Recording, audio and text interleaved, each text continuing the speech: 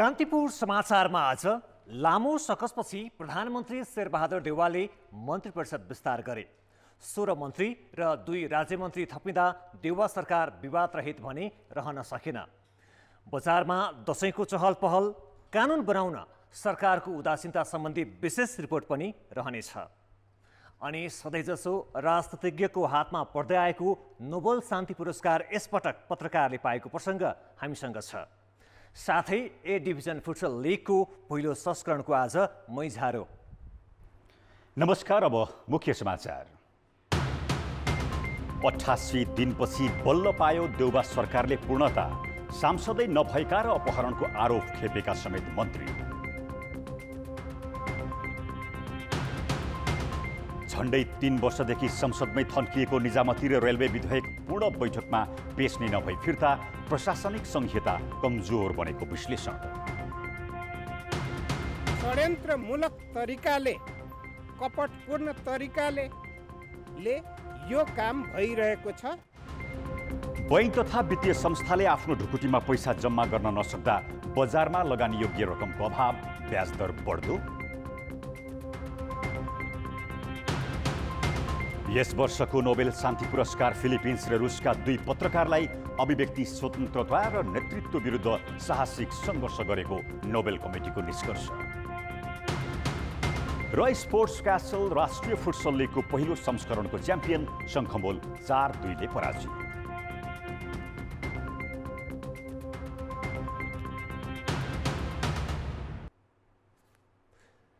सरकार बनेको 88 दिनपछि बल्ल प्रधानमन्त्री शेरबहादुर देउवाले मन्त्री परिषदलाई पूर्णता दिएका छन्। नवनियुक्त सबै मन्त्रीलाई राष्ट्रपति विद्यादेवी भण्डारीले आजै शपथ गराइन्। प्रधानमन्त्री बाहेक 21 मन्त्री र 3 राज्यमन्त्री सहितको 25 सदस्यीय मन्त्री परिषदमा नेपाली काङ्ग्रेसबाट 9 जना छन्। प्रधानमन्त्री देउवाले गृहमन्त्री बालकृष्ण खाँडलाई दोस्रो वरियतामा राखेका छन्। कानुन मन्त्री रहेका ज्ञानेन्द्र बहादुर कार्कीलाई सञ्चार तथा सूचना प्रविधि मन्त्रालयमा सारिएको छ। मिनेन्द्र रिजाल रक्षा, दिलेन्द्र बडु कानुन, उमाकान्त चौधरी खानेपानी र उमा रेग्मीलाई महिला तथा बालबालिका मन्त्री बनाइएको छ। गजेन्द्र बहादुर हमाललाई काङ्ग्रेसकै कोटाबाट उद्योग, वाणिज्य तथा आपूर्ति मन्त्री बनाइएको छ। नवनियुक्त मन्त्री मध्ये हमाल सांसद होइनन्। काङ्ग्रेसकै नारायण खड्का यसअघि नै परराष्ट्र मन्त्री बनेका थिए।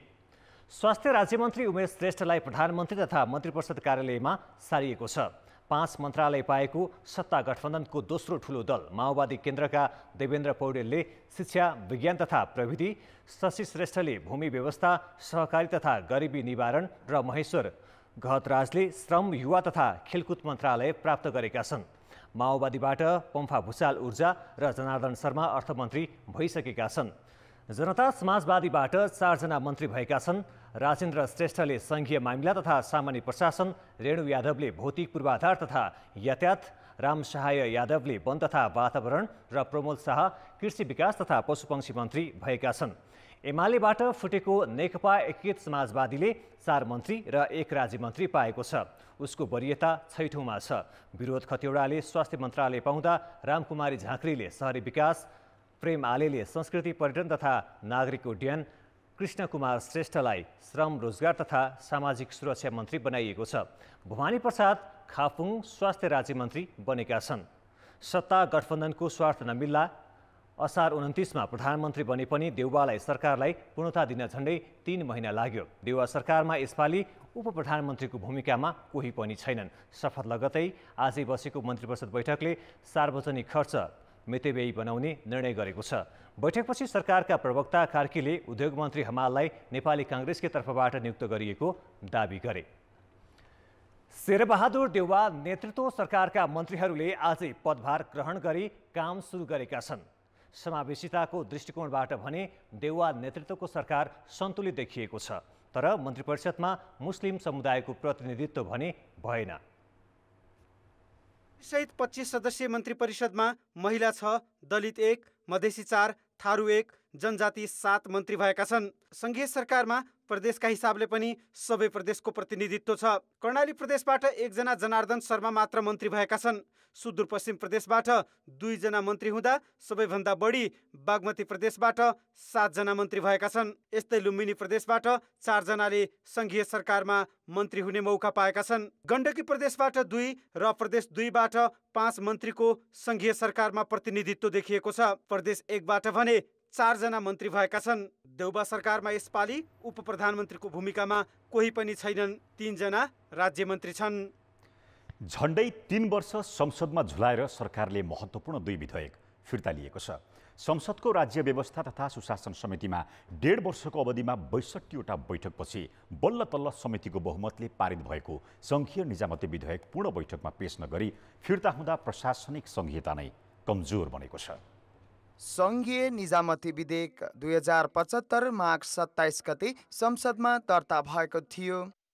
चैत महिनाबाट संसदको राज्य व्यवस्था तथा सुशासन समितिमा दफावार छलफलमा गएको यो विधेयक नेपाली काङ्ग्रेस र तत्कालीन संघीय मामिला तथा सामान्य प्रशासन मन्त्री हृदेश त्रिपाठीको असहमति हुँदाहुँदै 2077 असार 15 गते बहुमतले पारित भएको थियो। यही अधिवेशनमा पारित हुने चर्चामा रहेको विधेयकलाई सरकारले शुक्रबार एकाएक फिर्ता लियो। प्रतिनिधि सभामा उत्पत्ति भई यस सभामा विचाराधीन रहेको उक्त विधेयक प्रतिनिधि सभा नियमावली 2075 को नियम 121 को उपनियम 3 बमोजिम फिर्ता लिने प्रस्ताव प्रस्तुत गर्दछु। प्रतिपक्षमा हुँदा काङ्ग्रेसले संघीय निजामती विधेयकमा असहमति जनाएको थियो। सबै प्रक्रिया पूरा गरी अन्तिम चरणमा पुगेको विधेयक सरकारमा पुगे लगत्तै काङ्ग्रेसले फिर्ता लिएपछि प्रदेश र स्थानीय तह कानुन बनाउनबाट वञ्चित भएका छन्। विधेयक फिर्ता लिएकोमा गठबन्धन दलभित्रै असन्तुष्टि छ। अर्जेन्सीलाई बुझेर यसलाई छिटोभन्दा छिटो पास गराउनतर्फ सबै लाग्नु पर्दथ्यो भन्ने हो। कसले ल्यायो भन्ने कुराहरू होइन, यो विधेयकको आवश्यकता के थियो, किन ल्यायो भन्ने कुराहरूलाई बुझेर लिएर जानु पर्दथ्यो। यति महत्त्वपूर्ण विधेयक थिए कि यिनीहरूलाई पार लगाउनु पर्छ र अझै पनि केही विमति देखियो होला समितिमा, तर संसदमा पुर्याएर उसमाथि थप छलफल गरेर अन्तिम टुङ्गो लगाउने प्रक्रिया त त्यही हो। आखिर ओली सरकारका पालामा भएको कर्मचारी समायोजनमा त्रुटि देखाई सर्वोच्च अदालतले निजामती कर्मचारी भर्ना सम्बन्धी 30वटा अन्तरिम आदेश दिएको छ। विधेयक परिमार्जन गर्नुको साटो देउबा सरकारले संसद अधिवेशन अन्त्य भए लगत्तै अध्यादेश ल्याउने तयारी गरी विधेयक फिर्ता लिएको हो। प्रमुख प्रतिपक्षी एमाले बदनियत राखेर विधेयक फिर्ता लिएको आरोप लगाएको छ। यो दुराग्रहपूर्ण छ र जहाँसम्म भन्ने हो भने षड्यन्त्रमूलक तरिकाले, कपटपूर्ण तरिकाले यो काम भइरहेको छ। सरकारले शुक्रबार नै 2076 पुस 18 गते संसदमा दर्ता भएको रेलवे सम्बन्धी विधेयक पनि फिर्ता लिएको छ। संसदीय प्रक्रियामा रहेका विधेयक धमाधम फिर्ता लिएपछि कानुन निर्माणमा गरिएको राज्य स्रोतको खर्च, जनशक्तिको परिचालन सबै औचित्यहीन साबित भएको छ। कान्तिपुर समाचारका लागि क्यामेरामा रूपक कोइरालाका साथ बाबुराम तिमिल सिन्हा, काठमाडौँ। कपिलवस्तुको कृष्णनगर नगरपालिकामा फैलिएको झाडापखला हैजा हुन सक्ने आशंका स्वास्थ्य अधिकारीहरूले गरेका छन्। एकजनाको दिशा परीक्षण गर्दा हैजाको ब्याक्टेरियाको आशंका गरिएको लुम्बिनी प्रादेशिक अस्पतालका प्रयोगशाला प्रमुख प्रभाकर चौधरीले बताए। थप पुष्टिका लागि सेरोटाइपिङ गर्नुपर्ने भएकाले बिहिबार राष्ट्रिय जनस्वास्थ्य प्रयोगशालामा पठाइएको छ। यसअघि 5 जनाको दिशा सङ्कलन गरी परीक्षणका लागि पठाइएको थियो। शुक्रबार थप 40 जना बिरामी उपचारका लागि अस्पताल आएका छन्। अहिले बहादुरगञ्ज स्थित शिवराज अस्पतालमा 58 जना बिरामी उपचार गरिरहेका छन्। तीमध्ये 8 जना सिकिस्त रहेको अस्पतालले जनाएको छ। अलिकति आज बिहान चाहिँ बिरामीहरूको सङ्ख्या कम छ, तर कहिलेकाहीँ स्टडी हुने, कहिलेकाहीँ पिकमा पुग्ने, फेरि स्टडी हुने, फेरि पिकमा हुने, त्यस्तै चाहिँ फ्लक्चुएट भइरहेको छ। अहिलेसम्म 469 जना बिरामी उपचारका लागि आएका छन्, जसमा 366 जना निको भएर फर्किएका छन्। अवस्था नियन्त्रणमा रहे पनि संवेदनशील रहेको स्वास्थ्यकर्मीले बताएका छन्। सिकिस्त 37 जनाको बुटवल, भैरहवा र तौलेहवाका अस्पतालमा उपचार भइरहेको छ।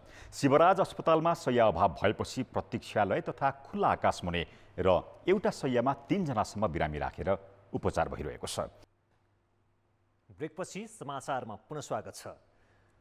प्रदेश 2 बाहेक नेपाली काङ्ग्रेसले 605 पालिकाहरूमा नेतृत्व चयन गरेको छ। केही जिल्लामा नयाँ नेतृत्व आएको छ। अहिलेसम्मको परिणाम हेर्दा स्थानीय नेतृत्वमा दुवै पक्षले आफ्नो बहुमत दाबी गरेका छन्। तल्लो नेतृत्वले 14औं महाधिवेशनको जोडघटाउमा धेरै अर्थ त राख्दैन, तर अहिलेसम्मको परिणाम हेर्दा सभापति शेरबहादुर देउवा र वरिष्ठ नेता रामचन्द्र पौडेल पक्षबीच कडा टक्कर हुने सङ्केत देखिएको छ।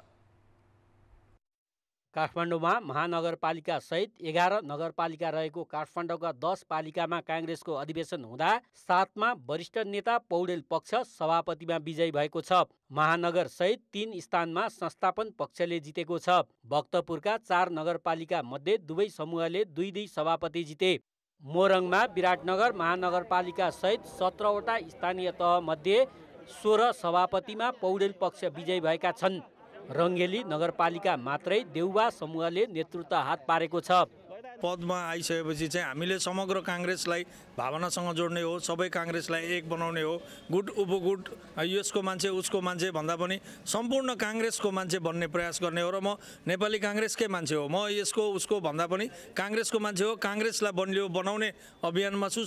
रूपन्देहीमा 16 स्थानीय तह मध्ये बुटवल उपमहानगर समेत 9वटामा संस्थापन पक्ष र 5वटामा पौडेल पक्ष विजयी भएको छ। 2 सभापति कुनै समूहमा खुलेका छैनन्। कास्कीका 5 पालिका मध्ये पौडेल पक्षले पोखरा महानगर सहित 4 सभापति हात पारेको छ भने संस्थापनले 1 पालिकाको नेतृत्व जितेको छ। नजिकबाट निहाल्दा हेर्दाखेरि र बाहिर अहिले हामीहरू बाहिर जुन कुरा प्रचार भएको छ त्योभन्दा धेरै फरक रहेको पाउँछु। 4500 भन्दा बढी महाधिवेशन प्रतिनिधिहरू आउनुहुन्छ हाम्रो, हैन? त्यो 4500 महाधिवेशन प्रतिनिधिलाई हामी चाहिँ डल्लै राखेर एउटा दुईटा समूहभित्र लगाएर हालिदिएर त्यो उनीहरूको विवेकलाई हामी चाहिँ त्यो समूहभित्र उनीहरू एउटा बन्धनमा बाँधिएका छन् भन्ने ढङ्गबाट जसरी हामी अनुमान लगाएका छौँ, विश्लेषण गरेका छौँ, त्यो धेरै हदसम्म मिल्दैन। 14औं महाधिवेशनबाट आफैले नेतृत्व हात पार्ने रणनीति बनाएका काङ्ग्रेसका दुवै पक्ष अधिकांश ठाउँमा गुटगत समूह नै बनाएर चुनावमा उमिएका छन्। क्रियाशील सदस्यतामा समेत गुटगत स्वार्थ हाबी हुँदा कतै विवादै बीच अधिवेशन भएका छन् भने प्रदेश 2मा त वडा अधिवेशन समेत हुन सकेको छैन। कान्तिपुर समाचारका लागि जिल्ला सहकर्मीहरू र क्यामेरामा विकास जोशीका साथ पर्वतराज घिमिरे, काठमाडौँ। भारतीय जनता पार्टीको निमन्त्रणामा दिल्ली पुगेका नेपाली काङ्ग्रेसका सहमहामन्त्री प्रकाश शरण महत नेतृत्वको टोलीले आज भारतीय विदेश मन्त्री एस जयशङ्करसँग भेटवार्ता गरेको छ। विदेश मन्त्रीसँगको भेटमा आफूहरूले दार्चुलामा भएको तुइन घटना, सीमाको विवाद, कोभिड खोपको आपूर्ति लगायतका विषय उठाएको काङ्ग्रेस सहमहामन्त्री महतले जानकारी दिए। दुई देशबीचका समस्या वार्ताबाट सुल्झाउन आफूहरूको जोड रहेको पनि उनले बताए। आजै नेपाली काङ्ग्रेसको टोलीले बिजेपीको पार्टी कार्यालयमा बिजेपी विदेश विभागका नेताहरूसँग छलफल गरेको छ। हिजो दिल्ली पुगेका काङ्ग्रेस नेताहरूले हिजै साँझ नै बिजेपी अध्यक्ष जेपी नड्डासँग भेटवार्ता गरेका थिए। नेकपा एमाले विधान महाधिवेशनबाट पार्टी सङ्गठनलाई संहिताको ढाँचामा रूपान्तरण गरेको छ, तर अधिकार भने अध्यक्षमै केन्द्रित गरिएको छ। निर्णय प्रक्रिया र अधिकारमा वडा तहसम्मै केन्द्रीय नेतृत्व हाबी हुने संरचनाले एमालेभित्र संहिताको अभ्यास नाम मात्रैको हुने देखिएको छ। संसदको सबभन्दा ठूलो दल एमाले पहिलो विधान महाधिवेशनबाट पार्टी संरचना र संगठनलाई तल्लो तहसम्मै संघीय ढाँचामा लैजाने निर्णय गरेको छ। मङ्सिरमा हुने महाधिवेशनबाट त्यसलाई कार्यान्वयन गर्ने भनिएको छ। सबै नेतृत्व निर्वाचनबाट छानेर वडादेखि केन्द्रसम्म संघीय संरचनालाई अभ्यास गरिने एमालेको दाबी छ। कार्यकारी कमिटी भनेको केन्द्रीय कमिटी कार्यकारी, प्रदेश कमिटी कार्यकारी, जिल्ला पनि अहिले कार्यकारी नै हुन्छ फर द टाइम बिङ, हैन?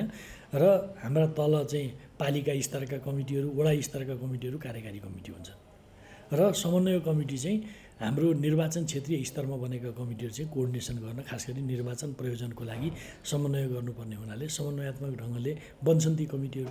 जनवादी केन्द्रताको सिद्धान्तलाई मान्दै आएको एमाले आफै भने अध्यक्षलाई सर्वेसर्वा बनाउने अभ्यासमा हिँडेको छ, जुन सङ्घीय संरचना र तल्लो कमिटीलाई कार्यकारी बनाउने प्रस्तावसँग मेल खान्न। ढाँचा संहिताको तर काम र मानसिकता केन्द्रीयतामुखी हुँदा एमालेका तल्ला कमिटीहरू प्रभावकारी बन्नेमा शङ्का छ। संविधान मानेर संविधान बमोजिम बनाएपछि संविधान बमोजिमको अधिकार उहाँहरूले आफ्नो पार्टीको र्याङ्किङ फाइलमा स्थानीय तहमा प्रदेशमा पनि दिनु होला भनेर नै हामीले अहिले आशा गरौँ। त्यस्तो धेरै चाहिँ हामी अहिले अविश्वास पनि नगरौँ। तर अविश्वास गर्ने ठाउँ चाहिँ कहाँ छ भन्नुहुन्छ भने उहाँहरूको सिद्धान्त जनवादी केन्द्रीयता नै हो भने चाहिँ त्यो मिल्दैन, संहितासँग मिल्दैन। संहिता र जनवादी केन्द्रीयता भनेको दुई ध्रुवका कुरा हो, त्यो आपसमा मिल्दैन। त्यस कारणले संहिता कार्यान्वयन गर्ने हो र आफ्नो पार्टीको संरचनालाई पनि संहिता बमोजिमका लाने हो भने उहाँले चाहिँ के गर्नुपर्छ भने जनवादी केन्द्रीयतालाई बिर्सिनुपर्छ। विधान महाधिवेशनले एमालेमा अब पदाधिकारी 15 रहने र केन्द्रीय कमिटी 225 सदस्य हुने तय गरेको छ। तर अध्यक्ष केपी शर्मा ओलीको निर्देशन नै पार्टी निर्णय हो भन्ने अभ्यासलाई महाधिवेशनले बन्देज लगाउन सकेन। त्यसैले पनि एमाले तल्लो कमिटीलाई अधिकार सम्पन्न बनाउन त्यति सहज देखिँदैन। कान्तिपुर समाचारका लागि क्यामेरामा रूपक कोइरालाका साथ दशरथ राई, काठमाडौँ। नेपालमा खोप लगाएकाहरू सबैमा एन्टिबडी नबनेको पाइएको छ। नेपाल स्वास्थ्य अनुसन्धान परिषदले जेठ 17 देखि असार 25 सम्म 1796 जनामा गरेको अनुसन्धानमा खोप लगाएका 1488 मध्ये 65% एन्टिबडी पाइएको हो। खोप नलगाएका 384 मध्ये 153 अर्थात् करिब 44% 2 महिनासम्म चाहिँ एन्टिबडी चाहिँ उकालो लाग्दै गएको, बढ्दै गएको देखियो होइन, र 2 महिनापछि थोरै डिक्लाइन भएको छ। र यद्यपि हामीसँग चाहिँ रिपोर्ट चाहिँ 150 दिनसम्मको, मतलब 5 महिनासम्मको रिपोर्ट हामीसँग छ, फलोअप हामी गरिरहेछौँ विभिन्न डेजसम्ममा होइन। र त्यो हेर्दाखेरि चाहिँ एन्टिबडी चाहिँ छ, तर पर्सेन्टेजको हिसाबले डिक्लाइनिङ तल झर्दैछ। परिषदले गरेको अनुसन्धानमा नेपालमा कोभिडको संक्रमण भएका मध्ये लक्षण नदेखिएका सहभागी भन्दा जटिल लक्षण देखिएकाहरूमा एन्टिबडी विकसित भएको पाइयो। खोप लगाएको समय बढ्दै जाँदा एन्टिबडी विकसित भएका सहभागीको सङ्ख्या भने घट्दै गएको अनुसन्धानले देखाएको छ।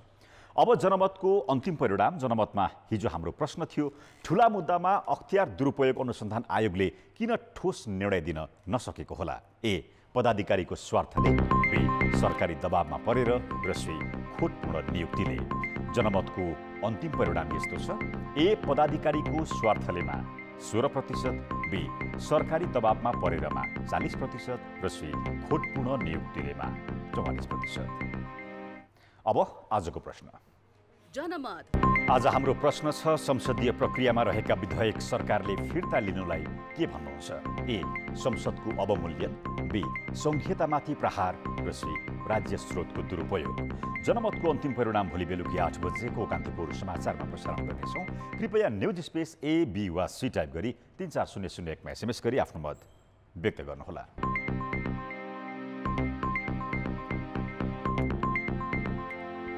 बैंकहरू स्रोत व्यवस्थापनमा चुक्दा वित्तीय क्षेत्रमा लगानी योग्य रकमको अभाव देखिएको छ। स्रोतको अभावमा ऋण दिन कठिन नहोस् भनेर राष्ट्र बैंकले बैंकहरूलाई विदेशबाट ऋण लिने र ऋणपत्र जारी गर्ने सम्मको सुविधा दिएको छ। बैंकहरूले गत असारसम्म 25 अर्ब विदेशी ऋण लिएका थिए, जुन असोजको मध्यसम्ममा यस्तो ऋण 2 अर्बले घटेर 23 अर्ब कायम भएको छ। अर्थात् बैंकहरूले यो वर्षको 3 महिनामा यस्तो ऋण बढाउन त सकेनन्, बरु 2 अर्बले घटाए। त्यसैगरी ऋणपत्र पनि बैंकहरूले यो बीचमा जम्मा 13 अर्बले मात्रै बढाएका छन्, तर उनीहरूले यो बीचमा कर्जा विस्तार भने 3 खर्बले बढाएका छन्। त्यस्तै स्रोतको रूपमा गणना गर्न मिल्ने पुनर्कर्जा पनि गत असारमा 1 अर्ब 22 रहेकोमा यो वर्षको 3 महिनामा 19 अर्बले घटेको देखिएको छ। ऋण विस्तार अनुरूपको निक्षेप, ऋणपत्र र विदेशी ऋणसँगै पुनर्कर्जा विस्तार गर्न नसक्दा बैंकमा तरलता अभावको स्थिति सिर्जना हुन पुगेको हो। 103 अर्ब कर्जा बक्यौता सिस्टममा कायमै छ।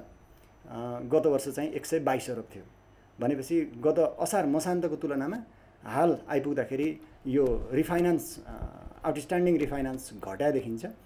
भनेको मतलब बैंक वित्तीय संस्थाहरूले रिफाइनान्स फेसिलिटीको स्रोत परिचालनमा केही शिथिलता आएको देखिन्छ।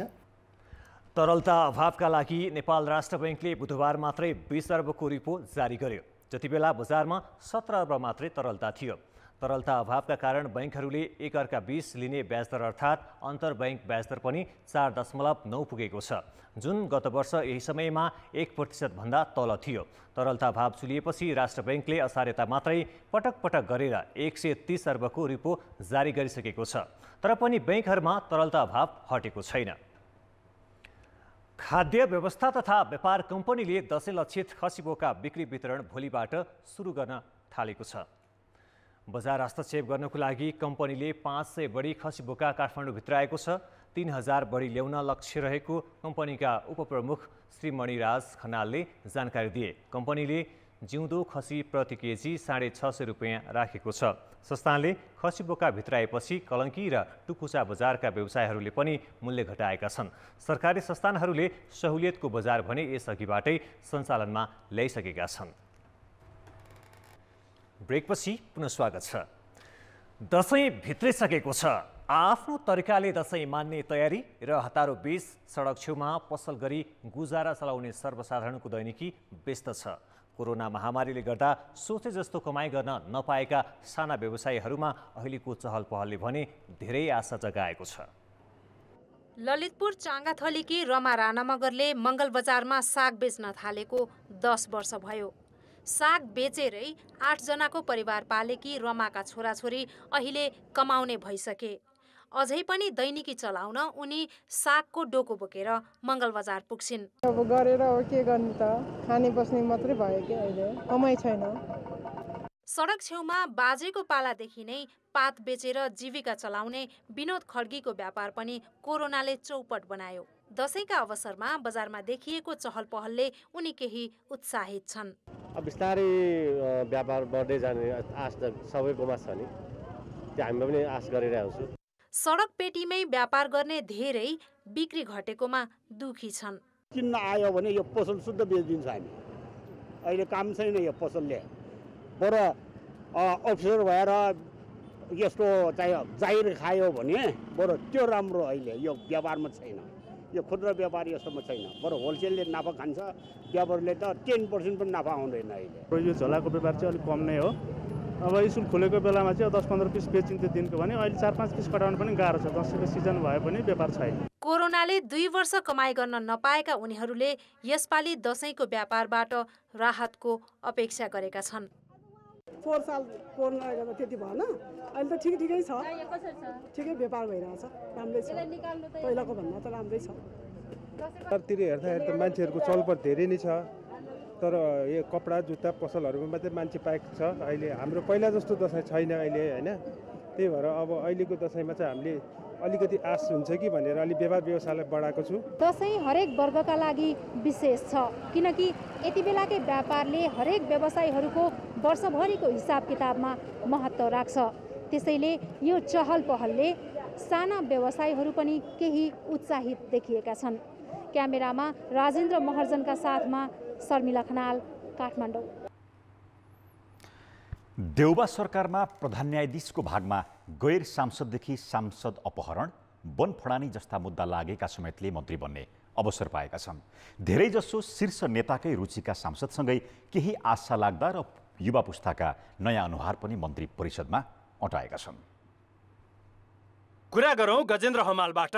हमाल कांग्रेस बाँकेका पूर्व पार्टी सभापति हुन्। सभापति शेरबहादुर देउबासँग निकै पुरानो सम्बन्ध भए पनि उनी अहिले चर्चामा आउनुको कारण हो प्रधान न्यायाधीश चोलेन्द्र शमशेर राणाको सिफारिसमा मन्त्री हुनु। उद्योग मन्त्री भएका हमाल प्रधान न्यायाधीश राणाका जेठान समेत हुन्। अर्का चर्चित पात्र हुन् एकीकृत समाजवादीबाट पर्यटन मन्त्री भएका प्रेम आले। यसअघि केपी शर्मा ओलीको सरकारमा वन मन्त्री बनेका उनी वन सम्बन्धी मुद्दामा विवादित र मान्छेले अक्सिजन दिन्छ र रुखले कार्बन डाइअक्साइड फाल्छ भन्ने जस्ता अभिव्यक्तिले आलोचित छन्। एकीकृत समाजवादीबाटै श्रम मन्त्री बनेका कृष्ण श्रेष्ठ त सांसद अपहरणको आरोप लागेका व्यक्ति हुन्। तनहुमा रामचन्द्र पौडेललाई चुनाव हराएका श्रेष्ठ एमाले नेता महेश बस्नेत र पूर्व प्रहरी प्रमुख सर्वेन्द्र खनालसँगै जसपा सांसदलाई अपहरण गर्न जनकपुर पुगेको आरोप लागेपछि थप चर्चित बनेका थिए। सरकारमा उनको पहिलो प्रवेश हो।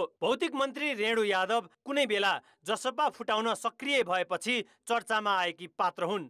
उनी यसअघि पनि मन्त्री भइसकेकी थिइन्। मन्त्री परिषदमा चर्चित नयाँ अनुहार रामकुमारी झाँक्री हुन्। एकीकृत समाजवादीबाट शहरी विकास मन्त्री बनेकी झाँक्री एमाले विभाजनमा पनि चर्चामा थिइन्। दोस्रो जनआन्दोलनमा पोस्टर गर्लको छवि बनाएकी उनी अखिलको अध्यक्ष हुँदादेखि नै विद्रोही छवि भएको नेताको परिचय बनाएकी छन्। त्यसो त अर्थमन्त्री जनार्दन शर्मालाई पनि रुकुमका दलित युवाको सामूहिक हत्याको घटनामा जातीय विभेदलाई प्रोत्साहन गरेको आरोप लागेको थियो। समानुपातिक सांसद भए भएर पनि गृहमन्त्री र दोस्रो वरियता पाउने भाग्यमानी हुन् बालकृष्ण खाँड।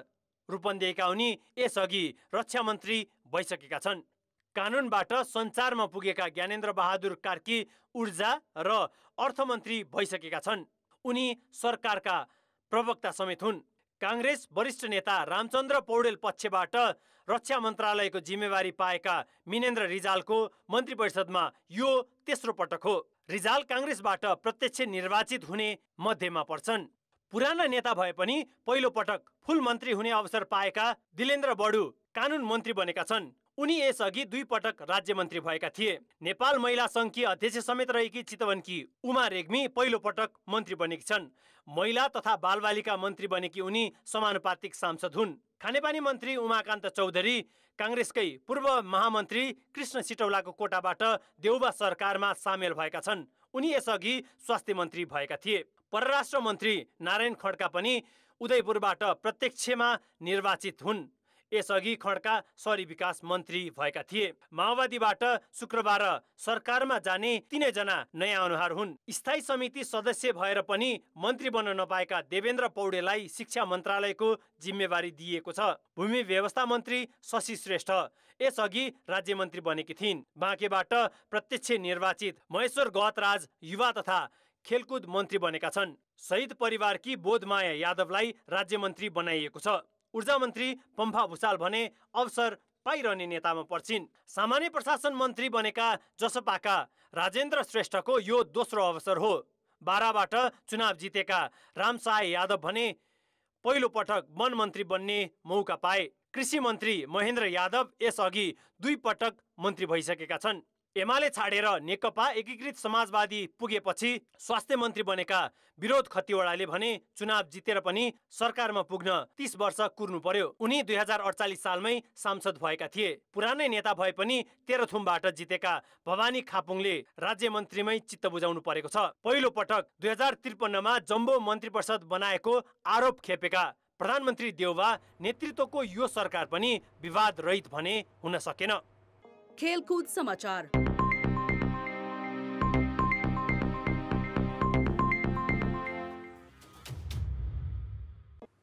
कान्तिपुर खेलकुद समाचारमा स्वागत छ।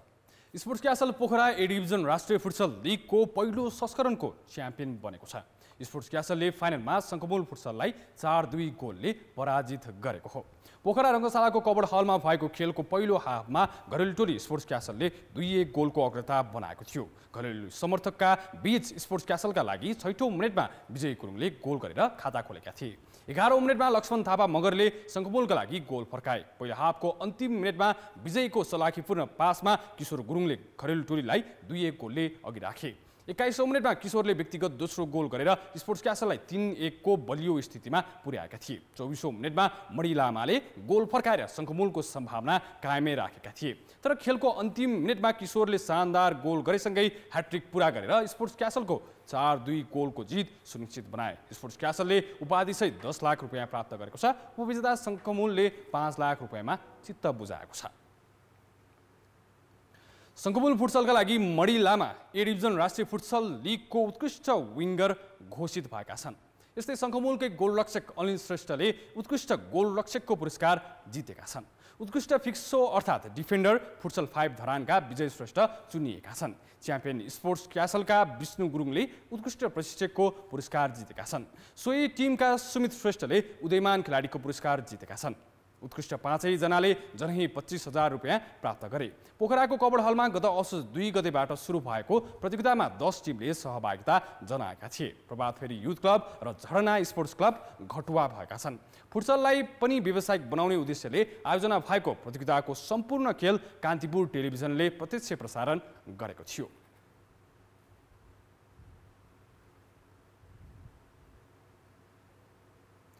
एभरेस्ट प्रिमियर लिग EPL को फाइनलमा चितवन टाइगर्स र पोखरा राइनोज बीच प्रतिस्पर्धा हुनेछ। दुवै टोलीका कप्तानले पहिलो पटक उपाधि जित्ने दाबी गरेका छन्। आज टियु मैदान कीर्तिपुरमा भएको प्रिम्याच कन्फरेन्समा चितवनका कप्तान सोमपाल कामीले फाइनल खेल अवसर रहेको बताएका छन् र फाइनल खेल दबावमा नभई जिम्मेवारीका साथ खेल्ने र जित्ने उनको दाबी छ। फाइनललाई फाइनल जस्तो नभएर खेल जस्तो मानेर खेल्ने सोमपालले बताएका छन्। प्रेसर भन्दा पनि एउटा रिस्पोन्सिबिलिटी जस्तो मैले हजुरलाई भने कि जसले पनि पर्फर्म गरिरहेको छ उसलाई कन्टिन्यू गर्ने र त्यो लाइक यो टुर्नामेन्ट अहिले सकिएको छैन, भोलि लास्ट गेम छ, अहिले राम्रो फिनिस गर्ने चाहिँ हाम्रो एउटा गोल हुन्छ भोलि चाहिँ। दुवै टिमले एक अर्काको बलियो र कमजोरी पक्षसँग अभ्यस्त भइसकेकाले फाइनलका लागि कसरी तयार रहने भन्ने कुरा प्रष्ट भइसकेको पोखराका कप्तान विनोद भण्डारीले बताएका छन्। अन्य प्रतियोगिता जस्तै इपिएलको फाइनल पनि दबावमुक्त भएर खेल्ने विनोदले बताएका छन्। प्रेसर चाहिँ हुन्छ होइन, अब त्यसले गर्दा चाहिँ अब भोलिको गेममा पनि हुन्छ होइन, खेल्दाखेरि चाहिँ प्रेसर जसलाई पनि फिल हुन्छ। अब त्यो प्रेसरमा कसरी ह्यान्डल गरेर कसरी अगाडि जाने होइन, अब त्यसले गर्दा हो। त्यसले अब यो इपिएलको फाइनलमा पहिलोचोटि खेल्दा छु भने त्यस्तो सोचेर चाहिँ खेल्दाखेरि चाहिँ झन् एक्स्ट्रा नै प्रेसर हुन्छ। त्यसले गर्दा चाहिँ अब नर्मल गेमको हिसाबले सोचेर खेल्नुपर्छ भित्र चाहिँ खेल्दाखेरि चाहिँ। यी दुई टिम जारी प्रतियोगितामा तेस्रो पटक भिड्न लागेका हुन्। अघिल्लो पटक यी दुई क्वालिफायर र लिग चरणमा भेट हुँदा दुवै खेलमा चितवनले 9 विकेटको शानदार जित दर्ता गरेको थियो। लिग चरणमा चितवन विजेता र पोखरा उपविजेता बन्दै क्वालिफायर पुगेका हुन्। च्याम्पियन टोलीले 50 लाख रुपियाँ पाउनेछ भने दोस्रो हुने टिमले 15 लाख रुपियाँमा चित्त बुझाउनु पर्नेछ। कान्तिपुर खेलकुद समाचार अहिले यति नै। अब मौसम सम्बन्धी जानकारी।